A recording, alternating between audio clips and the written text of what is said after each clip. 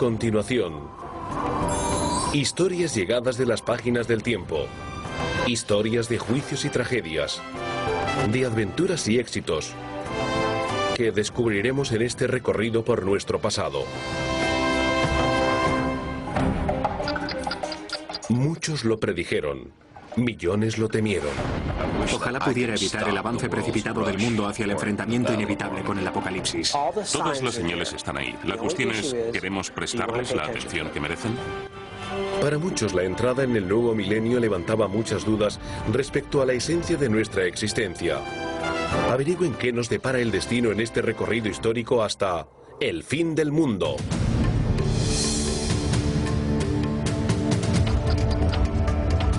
Ante el umbral del nuevo milenio, algunos esperaban con gran expectación, otros con un profundo miedo. Algunos ansiaban un nuevo principio, mientras que otros se afanaban por acumular dinero, comida y armas. Creo que vivimos tiempos muy tormentosos e inciertos. Y la sensación de que algo iba a ocurrir al comenzar el nuevo milenio formaba parte de ello, pero quién sabe cómo iba a materializarse. Desde los preceptos religiosos hasta los fanáticos de las conspiraciones, desde los survivalistas hasta nuestro vecino de la puerta de al lado, las profecías acerca del día del juicio final son incontables. ¿Se trataría acaso de un desastre informático de dimensiones gigantescas? ¿El hundimiento definitivo de los mercados financieros, de aviones cayéndose del cielo, de una guerra que asolara el mundo, de la aniquilación nuclear y la destrucción total de nuestro frágil planeta? Después de todo, la verdad es que nuestro mundo ha sobrevivido ya a algunos fenómenos realmente cataclísmicos. La última hecatombe mundial sobrevino hace unos 12.500 años, más o menos, y trajo como consecuencia el final de la Edad del Hielo. Nadie sabe con seguridad qué fue lo que provocó aquel desastre, pero es innegable que el fenómeno sí se produjo. Millones de kilómetros cuadrados de hielo. Una capa de hielo de 3 kilómetros de profundidad que cubría la mayor parte de América del Norte, que se derritió en solo 2000 años y elevó en más de 90 metros los niveles del mar de todo el mundo. Parece que todas las extinciones masivas que se han producido a lo largo de la historia se han desencadenado por fenómenos catastróficos, no gradualmente. Mientras algunos indagan en el pasado en busca de pistas, otros miran al futuro. ¿Habrá realmente seres humanos que posean la capacidad de vislumbrar el fin del mundo? ¿Gente que nos pueda advertir de su inminente llegada? En el transcurso de la historia, los místicos y los profetas han predicho el futuro y muchos de ellos con muy malas noticias para nosotros. Según estos misteriosos sabios, el reloj corre para el planeta Tierra y ahora también para la propia humanidad. Desde que la humanidad leyó la primera víspera, hace miles y miles de años, todo el mundo ha estado siempre interesado acerca de lo que podía depararnos el futuro. Y ha habido ciertas personas que, sin duda, han sido capaces de correr ese velo del futuro y mirar en su interior. La sorprendente precisión de muchas predicciones ha fomentado la fe general en el don de la profetización, pero también ha levantado mucha controversia al respecto. No creo que exista algo así como el don de la profetización. Creo que eso es más un mito exagerado por parte de los estudiosos actuales respecto a esa especie de extraordinaria capacidad de ciertas personas en el pasado para predecir el futuro. Aún así, este antiguo arte ha sobrevivido hasta nuestros días. Creo que decir que no, negar radicalmente la existencia de esa posibilidad, no es en absoluto científico. Quizá puede ser que en nuestro cerebro haya aún amplias zonas inexplotadas. Puede que haya gente que cuente con capacidad de predicción. Muchos grandes profetas han anticipado un futuro desalentador en el que el cambio, el verdadero cambio, no va a producirse de forma pacífica o paulatina, sino violenta y simultánea en todo el mundo. Dicen que el viejo mundo debe morir antes de que comience el nuevo. Las profecías son apocalípticas porque no hablan de otra cosa que de cambiar el orden mundial en su conjunto. Es verdad que no todas son apocalípticas en términos de grandes guerras, terremotos y todo eso. Pero las que sí lo son, se sirven de eso para simbolizar lo que conciben como la lucha moral que va a producirse.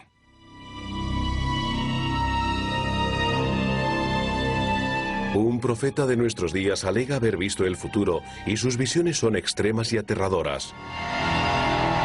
Gordon Michael Scallion augura un periodo de violenta agitación para nuestro planeta en los próximos años. Pero todos estos cambios no van a irrumpir como un ladrón en la noche. Vendrán avisándonos con antelación. Las señales están ahí, al alcance de cualquiera. No hay nadie en el planeta a quien se le hayan negado los datos sobre la historia del mundo y el lugar al que se dirige. La cuestión es, ¿queremos prestarles la atención que merecen? Tenemos que darnos cuenta de que la vida en este planeta ha estado a punto de la extinción total en muchas ocasiones en los últimos 100 millones de años.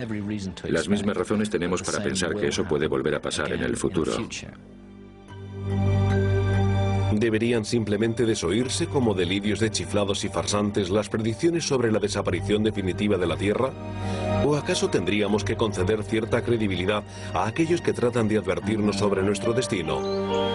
El futurista Gordon Michael Scallion, el hombre aclamado por muchos como el Nostradamus de nuestros días, ofrece sus presagios desde su humilde base de operaciones en las afueras naturales de New Hampshire. Scallion nunca pretendió convertirse en futurista de fama mundial. Hasta finales de los 70 vivía una vida tranquila y normal. Trabajaba en la industria electrónica, jugueteaba con la tecnología y disfrutaba de las crecientes comodidades de la vida moderna.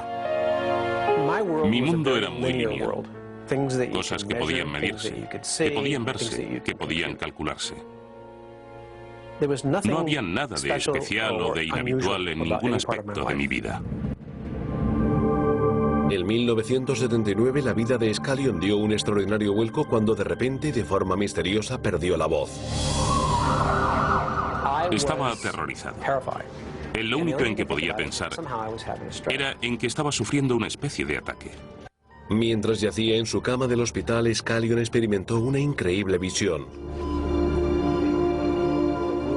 Veía imágenes por todas partes. Tenía visiones. No era una sola, era como si estuviera viendo 10 televisores a la vez, pero sin pantalla. Por donde quiera que mirara, veía una escena distinta. Algunas de estas imágenes representaban ciudades futuristas, otras más bien parecían las ruinas de antiguas ciudades. Imágenes de volcanes en erupción por todas partes, de la Tierra desde el espacio, de vastas extensiones de la Tierra en llamas, de vientos, tornados y huracanes.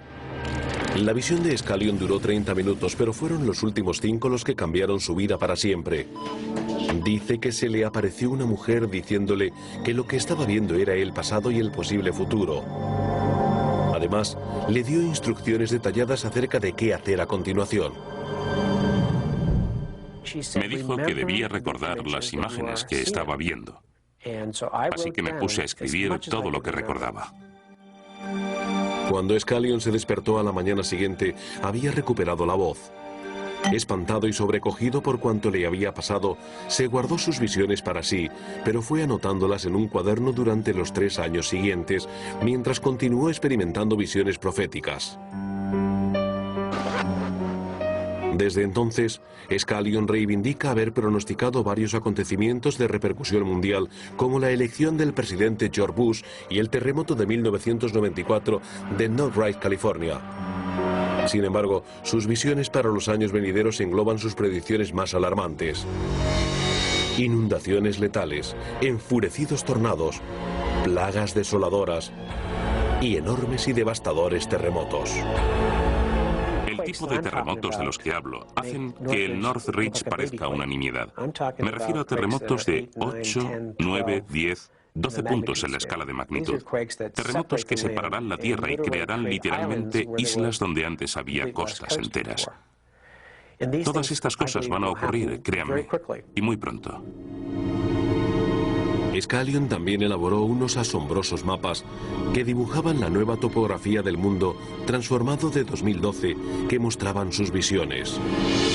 Una topografía producto de un periodo violento, de turbulencias y convulsión sin precedentes que él dio en llamar la tribulación. Vi cómo las costas de prácticamente el mundo entero se adentraban en la Tierra, en algunos casos cientos de kilómetros. Vi Japón convertido en una isla diminuta. El 80% de su territorio había desaparecido. Vi gran parte de Inglaterra, Francia y casi todos los escenarios de la Primera y Segunda Guerras Mundiales tragados por el mar. Vi Oriente Medio engullido por el agua, aunque eso no lo entendí bien. Vi Estados Unidos dividido en prácticamente dos continentes por el Mississippi, que se había convertido en un enorme mar interior que separaba los estados del este de los del oeste. Algunos han calificado el trabajo de Scallion como los desvaríos de un loco. No lo creen cuando afirma que recibió tal información de un ser superior que no estaba sujeto a lo que nosotros entendemos por las leyes del espacio y del tiempo. Otros están convencidos de que la precisión de las anteriores visiones de Scallion merece que se le conceda más credibilidad a estos osados vaticinios. Pero no todas las visiones de Scallion están dominadas por la muerte y la destrucción. Su previsión para el futuro más lejano deja lugar a la esperanza y el consuelo para aquellos a los que les angustia que el nuevo milenio traiga consigo el fin de la humanidad. He tenido claras visiones sobre el año 2255. He visto cómo la gente que vivía en el siglo XXI alcanzaba los 150 años. La longevidad de las personas aumentaba significativamente y no era gracias a la tecnología, ni a las vitaminas, ni a los cambios genéticos. Era como si la Tierra hubiera cambiado y sus frutos hubieran empezado a formar parte de todos. Pero estas buenas noticias quedaban manchadas con la predicción de Scallion, que apuntaba a un cambio polar en algún momento entre 1998 y 2001, que alteraría drásticamente la climatología de la Tierra y provocaría inundaciones masivas y millones de muertes. El hombre que se autodenominaba el viajero de los sueños veía todos estos cambios violentos como parte de un ciclo místico de la vida en la Tierra. Creo que el sistema solar y nuestro universo forman parte de un reloj gigantesco y que estas pequeñas señales van llegándonos periódicamente y que es posible organizar nuestras vidas conforme a ellas. Creo que nos encontramos en el momento en el que el vaso está a punto de colmarse.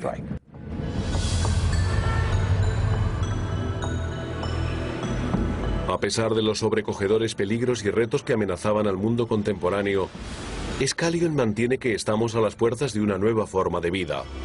Dice que no queda mucho para que nuestros antiguos sistemas desaparezcan para siempre y ofrece consejos acerca de cómo acelerar ese proceso de despertar y alumbramiento. Cada día debemos reservar un tiempo, 7 minutos, para estar completamente solos e intentar averiguar quiénes somos de verdad. En esos 7 minutos, si lo hacemos todos los días, nuestra conciencia cambiará. Para que eso se produzca, hacen falta 21 días consecutivos. No hay mejor regalo que pueda hacer al mundo que la posibilidad de compartir este proceso. Todo esto forma parte de ese gran despertar.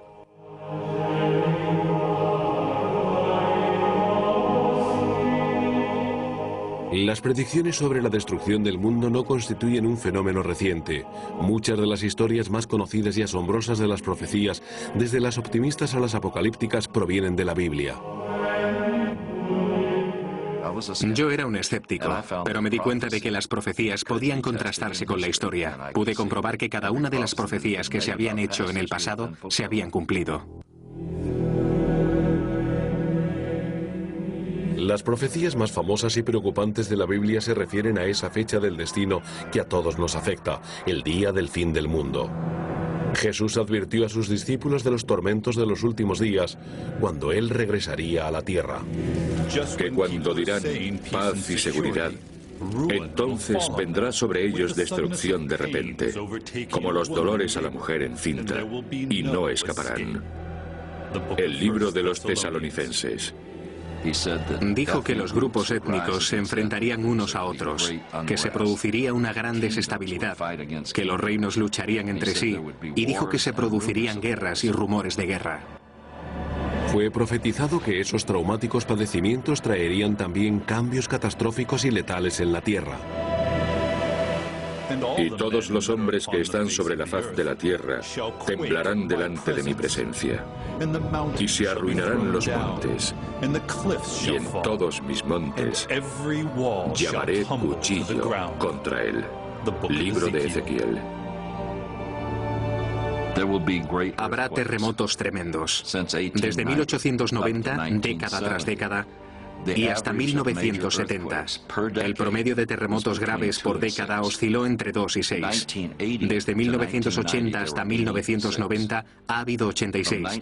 Desde 1990 a 1998 hubo más de 200. La tierra se romperá violentamente, se partirá en dos, temblará con intensidad, perderá el equilibrio como un hombre ebrio, se ladeará como un sombrero. Libro de Isaías. Y según la Biblia, otras tribulaciones no sobrevendrán. Yo considero apocalíptico lo que se describe en el libro de la Revelación, es decir, un campo de batalla con un mínimo de 300 millones de muertos, un tercio del mundo desaparecido, la mayoría de los ríos y lagos envenenados y nada que comer ni que beber. Es la visión más apocalíptica que se puede tener.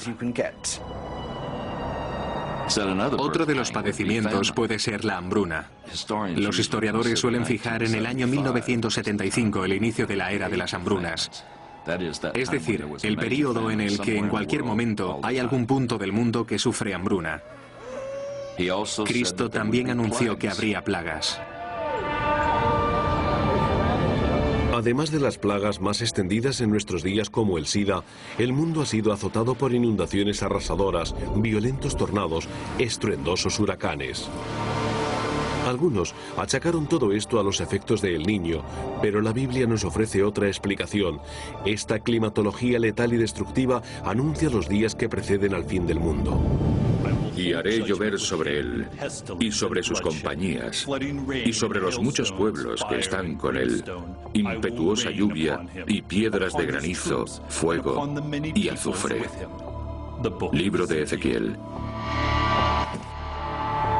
Las promesas de muerte y destrucción de la Biblia se encuentran entre las más extremas de todas las profecías de las que se tiene constancia, pero algunos prefieren pensar en ellas como imágenes metafóricas del caos propio del tiempo de transición, más que como una descripción fidedigna de los funestos y angustiosos cambios por venir. El libro de la Revelación o Apocalipsis fue escrito por el apóstol San Juan y narra la historia del triunfo de Dios sobre el diablo y de cómo llegará el anticristo y dominará la tierra, pero al final será derrotado y aquellos que hayan sido salvados vivirán en el reino de Dios, mientras que aquellos que no se salven, según el Apocalipsis, se pasarán la eternidad en el fuego perpetuo. Y abrió el pozo del abismo, y subió humo del pozo, como el humo de un gran horno. Y se oscureció el sol y el aire por el humo del pozo. Y del humo del pozo salieron langostas en la tierra. Apocalipsis. Los escépticos insisten en que las profecías contenidas en los libros sagrados no son más que el resultado de una febril imaginación humana. Empezando por los estudiosos de la Biblia, existe esa tendencia a encontrar en el Antiguo Testamento profecías que luego se ven cumplidas en el Nuevo. La verdad es que eso es muy fácil, porque lo único que hay que hacer es buscar patrones que coincidan en ambos. Las profecías están generalmente escritas de forma poco precisa, ofuscada, de modo que cada uno podría interpretarlas como quisiera. Quizás previendo tales dudas, la Biblia creó su propia prueba para profetas. Cuando el profeta hablare en nombre del Señor, y no fuere la tal cosa, ni viniere, es palabra que el Señor no ha hablado. Deuteronómico.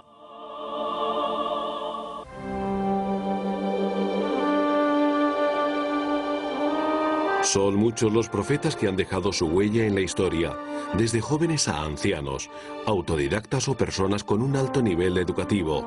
Algunos amasaron fortunas gracias a sus místicos dones, otros murieron en la miseria. Pero la mayoría de los profetas presentan ciertos rasgos comunes que los distinguen del resto de las personas. Son inadaptados en su sociedad, al menos al principio. Eso les proporciona una perspectiva única y bastante precisa sobre su mundo, con la que no cuentan las personas plenamente integradas. En ese sentido, son como los artistas.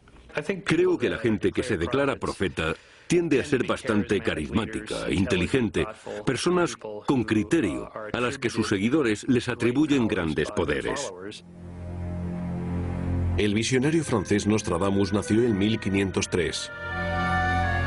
Un médico dedicado a curar, además de profeta mítico, Nostradamus se inspiró en el oráculo griego para describir su profecía. Una emoción que me embarga, una tendencia emocional legada de mi línea ancestral. Desde el momento en que Nostradamus publicó sus primeras profecías, el impacto fue inmediato, porque predijo la muerte del rey Enrique II de Francia, que acabó produciéndose tal y como se esperaba en un torneo de justas. El león joven vencerá al viejo en el campo de batalla, en un único combate. Él brotará sus ojos en una caja de oro, 2 flotas en una. Luego él morirá en una cruel muerte. Las noticias del asombroso acierto de la predicción de Nostradamus se extendieron como la pólvora. En poco tiempo, aquel ermitaño francés que elaboraba sus profecías a la luz de la luna pasó a ser un hombre conocido por todos. Podemos considerar a Nostradamus como uno de los primeros atractivos turísticos. Su biógrafo dijo que en la época en que vivió la gente iba a Francia solo para verlo. Algunos creen que el perspicaz y perturbador registro de profecías de Nostradamus es el más destacado por su precisión. Desde aquel primer acierto, Nostradamus también predijo la Revolución Francesa, la toma de la Bastilla, la Primera Guerra Mundial, la Segunda Guerra Mundial y 3 anticristos. En el año 1999 y 7 meses, del cielo vendrá el gran rey del terror. Entonces, el imperio del anticristo empezará donde una vez estuviera el imperio de Atila. Los escépticos apuntan al lenguaje criptográfico empleado por Nostradamus en sus escritos o cuartetas como prueba de su falsedad, pero el propio profeta elaboró su defensa contra las futuras críticas. Si hubiera querido dar la fecha exacta de cada cuarteta, lo hubiera podido hacer sin dificultad.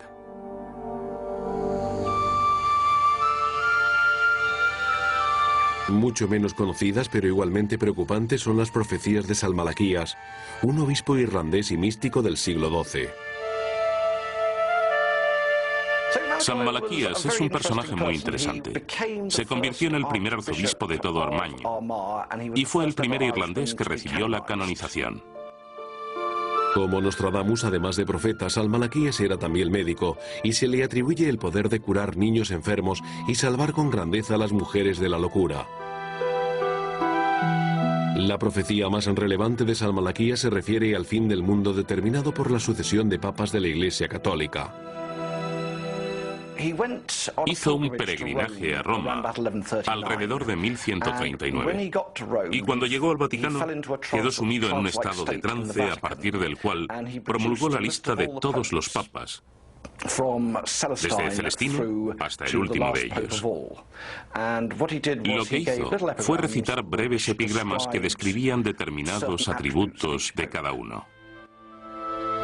Con cientos de años de antelación, San Malaquías describió al Papa Alejandro VII como el guardián de los montes.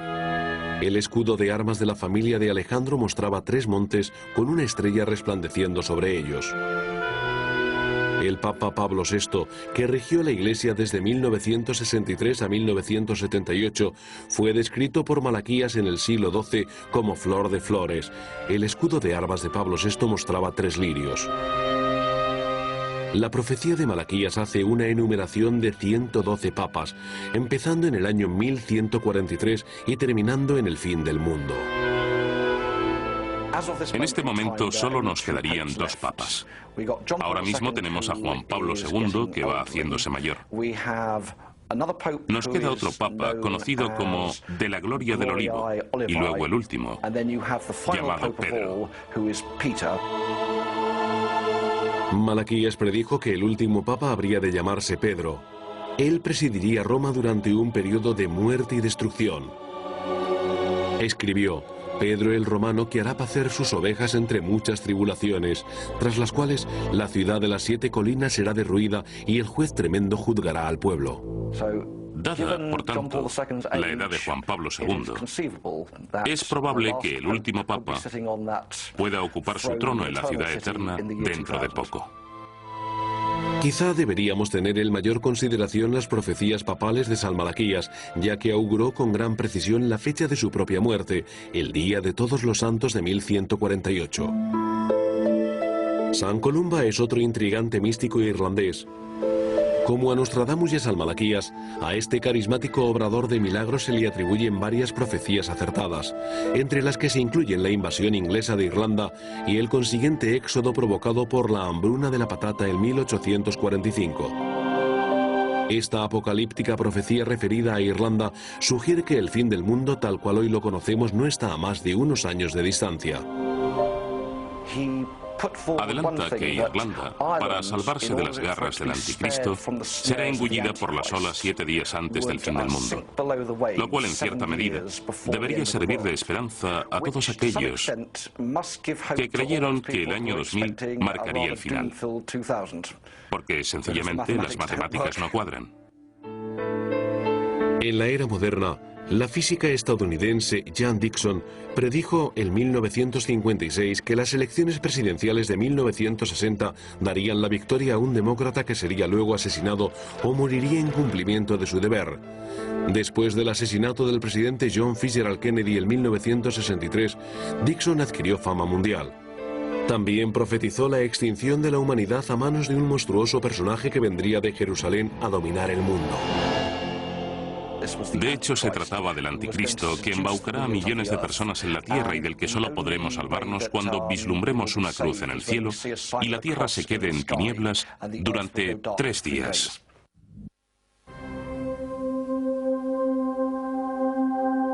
Son preciosas e infinitas, con millones de años de antigüedad y a miles de millones de kilómetros de distancia, pero nos llenan de esperanza y de inquietud. A las estrellas del firmamento se las considera portadoras de buena fortuna y se las culpa cuando es mala. ¿Acaso la respuesta a nuestro sino se encuentra escrita en alguna parte de su deslumbrante luz? Los primeros astrólogos osaron a sugerir que si los planetas se movían de acuerdo con un ciclo, quizá la misma verdad podría aplicarse a la humanidad. Actualmente tendemos a pensar en términos lineales. Empezamos en el punto A para llegar al punto B, una línea recta. Los antiguos no pensaban así, pensaban en términos cíclicos, y dichos ciclos lo eran de renacimiento y renovación, pero cualquier renacimiento requiere la muerte de lo anterior. La creencia en estos ciclos de vida y muerte ocupa un lugar esencial en las culturas de varias tribus de nativos americanos. Los indios Hopi de Arizona son uno de los numerosos pueblos antiguos que han conservado la noción de la destrucción y el renacimiento cíclicos de la Tierra. Los Hopi creen que el destino está en nuestras manos, que actualmente estamos siguiendo el curso de la destrucción. Según los Hopi, nuestras elecciones y decisiones no solo nos afectan a nosotros, sino al cosmos en su conjunto. Antes de morir, en 1992, el curandero indio Chippewa Sam Bear, Oso del Sol, escribió varios libros sirviéndose del antiguo conocimiento que él decía estar transmitiendo desde sus ancestros. Sam Bear estaba convencido de que el hombre se ha apartado demasiado de la verdad y la belleza de la naturaleza y que la Tierra tomaría todas las medidas necesarias para devolvernos al buen camino. Creía que habíamos iniciado ya el proceso denominado de purificación, en el que la Tierra se rebelaría contra el maltrato recibido de los humanos. Vaticinó muchas cosas referidas al tiempo que pierde la humanidad viviendo en las ciudades y masificándose hasta tal punto que al final del día, citando literalmente, la Tierra se sacudirá a sí misma como un perro cuando se sacude las pulgas. Obviamente, estamos hablando de cambios drásticos en la Tierra, que aunque maten a mucha gente, servirán para que los que sobrevivan lo hagan en un mundo mejor y más inteligente. A medio continente de distancia y a varios miles de años antes, los mayas ya habían adoptado visiones del mundo que veneraban los ciclos de vida, de muerte y de renacimiento. Los mayas eran una raza muy especial e interesante. Llegaron de la selva de Sudamérica y de la Edad de Piedra y se esfumaron de las páginas de la historia alrededor del siglo XVI. Parte de su religión consistía en la creencia de que cada día estaba regido por un dios. Algunos eran benefactores y otros diabólicos. Crearon su propio calendario para poder honrar a cada dios y señalar los momentos en que debían realizarse las celebraciones. Los mayas diseñaron su propio calendario a partir de las constelaciones. Este calendario, basado en un ciclo de 260 días, es asombrosamente preciso, y existe al menos un estudioso que considera que lo ignoramos para nuestro propio perjuicio. Si pudieran desvelarse sus secretos, el calendario maya podría revelar increíbles predicciones sobre nuestra época y nuestros últimos días. El calendario maya situaría en el tercero de una serie de ciclos de grandes catástrofes en la Tierra el final del mundo, tal y como hoy lo conocemos, en 2012. Este calendario no puede ser ignorado como obra de seres primitivos. Es un instrumento de gran sofisticación basado en miles de años de observaciones astronómicas muy precisas. La civilización maya, desaparecida hace tanto tiempo, no es la única que podría guardar pistas acerca de nuestro destino. Muchos investigadores creen que las grandes pirámides de Egipto pueden resolver el enigma que ha intrigado a la humanidad durante siglos, la fecha exacta aún desconocida del final de los tiempos. La Gran Pirámide de Gizeh es, en mi opinión, el monumento más extraordinario del mundo. Es un objeto que pesa 6 millones de toneladas y se eleva más de 137 metros. Fue construida por maestros astrónomos. Este edificio tiene una alineación norte y sur más precisa que la del edificio del Observatorio del Meridiano de Greenwich, en Londres.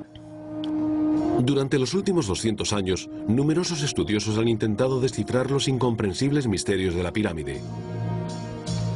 Han medido obsesivamente sus pasadizos al milímetro para convertir la media en años y compararla con la cronología bíblica en un intento por averiguar el futuro. Aunque los principales egiptólogos discrepan, los intérpretes de las medidas de la pirámide proclaman que la fecha del final de la civilización puede hallarse en sus paredes. Algunos señalan el año 2025, otros insisten en el 2388. Sea o no posible descodificar los mensajes de las paredes de la Gran Pirámide para averiguar el tiempo exacto que le queda a nuestro mundo, esta enigmática y compleja estructura quizá sea mucho más que un simple monumento funerario. La Gran Pirámide es un instrumento de conocimiento espiritual. Millones de personas de todo el mundo, sin saberlo ni ser conscientes de ello, son atraídas hacia la Gran Pirámide y experimentan un cambio tras su contemplación. La pirámide ejerce un profundo efecto en el pensamiento de muchas personas. El descubrimiento de nuevas cámaras en la Gran Pirámide en los últimos años sugiere que aún nos queda mucho para comprender íntegramente los misterios que se esconden tras este antiguo monumento y si guarda la solución a nuestro destino.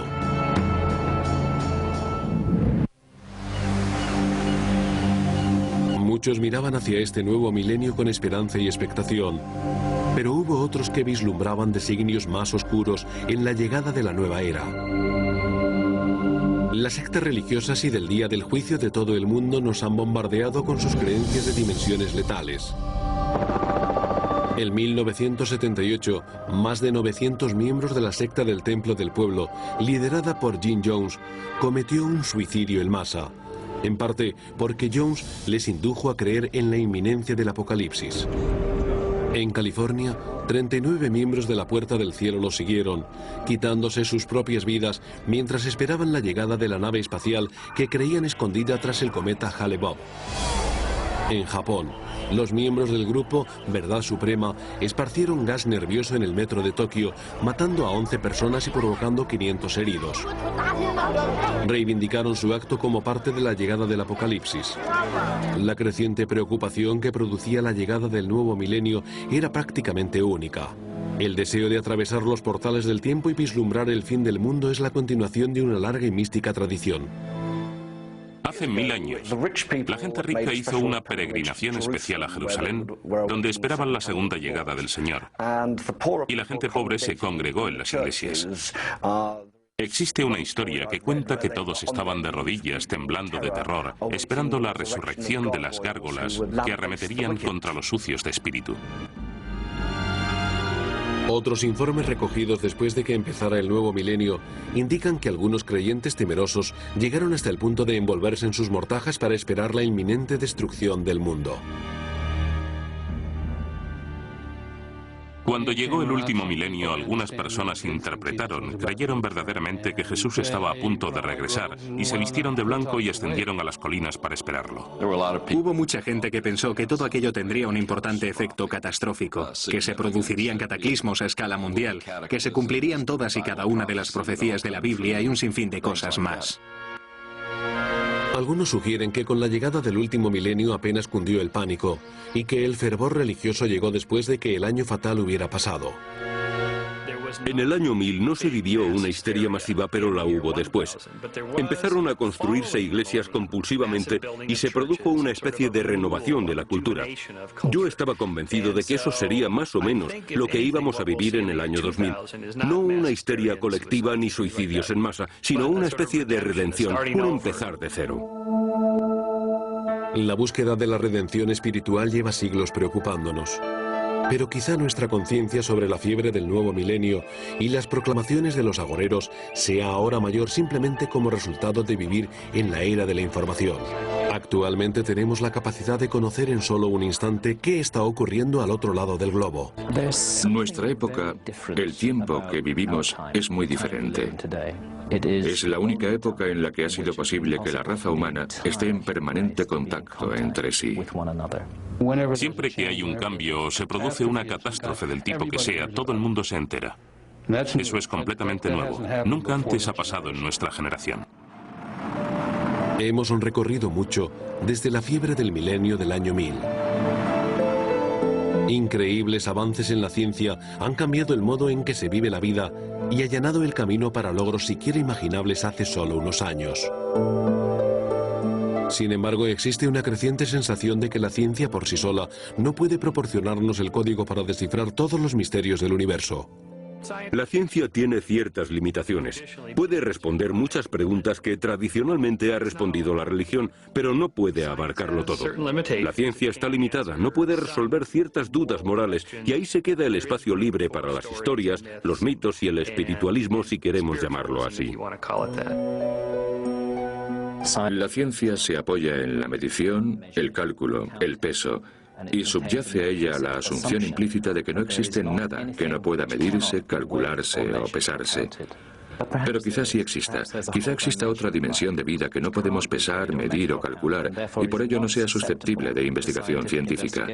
Debemos estar abiertos a esa posibilidad. Incluso para la precisa y científica disciplina astronómica, la cifra redonda que representa el año 2000 escondía un significado simbólico. El último eclipse del siglo XX aconteció el 11 de agosto de 1999. Justo una semana después se produjo una alineación astronómica conocida como la Gran Cruz. En ella, los planetas de nuestro sistema solar quedaron ordenados según las señales denominadas por el profeta bíblico San Juan como los 4 jinetes del Apocalipsis. Nadie sabe exactamente qué pudo significar aquel extraño fenómeno. ¿Podría la relación entre la humanidad y los cuerpos celestes moviéndose a su alrededor ser más significativa de lo que la ciencia cree actualmente? Un tipo diferente de acontecimiento celestial extraordinario se produjo en el 2000 que suscitó graves inquietudes incluso entre los estudiosos más escépticos. La Tierra y 5 de los planetas más importantes de nuestro sistema se alinearon con el Sol el 5 de mayo de 2000. Algunos sugirieron que sobre la Tierra se ejercerían fuerzas gravitatorias adicionales debido a esta alineación y que ello podría haber producido fenómenos cataclísmicos. Incluso algunas de las grandes compañías de seguros buscaron reaseguradoras que las ayudaran ante los posibles desastres del 5 de mayo de 2000. ¿Iba el tan esperado cambio de siglo a resultar definitivamente en las premoniciones cataclísmicas tan promulgadas por las sectas del día del juicio y los fanatismos religiosos? Para todos estos pesimistas y otros observadores, la serie de terremotos, incendios, inundaciones, sequías y demás desastres que se sucedieron constituían la prueba de que la acelerada espiral en torno a la que gira el mundo estaba rotando fuera de control. El propio Jesús predijo que los últimos 3 años y medio que precederían inmediatamente a su regreso serían testigos de una tribulación como nunca el mundo había vivido ni volvería a vivir. Y a menos que esos días se interrumpieran, nadie quedaría vivo sobre la faz de la tierra. Siento que, por todo el mundo, trasciende una profunda sensación de desencanto con la creación moderna, tanto en el plano económico como en el social, el científico y el religioso. Parece que ya nada funciona bien. A pesar de las lúgubres y negativas predicciones, la Tierra sigue girando y la vida continúa. Desde la perspectiva actual, observamos con cierta condescendencia las acciones de aquellos que esperaban temerosos el fin del mundo en el año 1000. Quizá cuando llegue el siguiente milenio, los habitantes de nuestro frágil planeta miren hacia atrás divertidos y se sorprendan ante los complejos preparativos y proclamaciones que marcaron el inicio de este nuestro milenio.